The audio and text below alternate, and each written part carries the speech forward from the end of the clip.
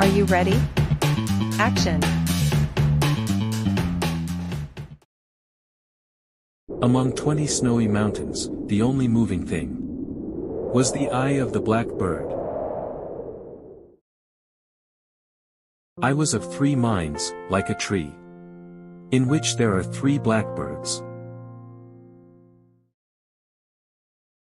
The blackbird whirled in the autumn winds. It was a small part of the pantomime. A man and a woman are one. A man and a woman and a blackbird are one. I do not know which to prefer. The beauty of inflections, or the beauty of innuendos. The blackbird whistling, or just after. Icicles filled the long window with barbaric glass. The shadow of the blackbird crossed it, to and fro.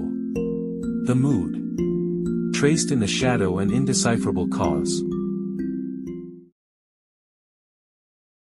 O thin men of Haddam, why do you imagine golden birds? Do you not see how the blackbird walks around the feet of the women about you? I know noble accents and lucid, inescapable rhythms, but I know, too, that the blackbird is involved in what I know. When the blackbird flew out of sight, it marked the edge of one of many circles. At the sight of blackbirds flying in a green light, even the bawds of euphony would cry out sharply. He rode over Connecticut in a glass coach.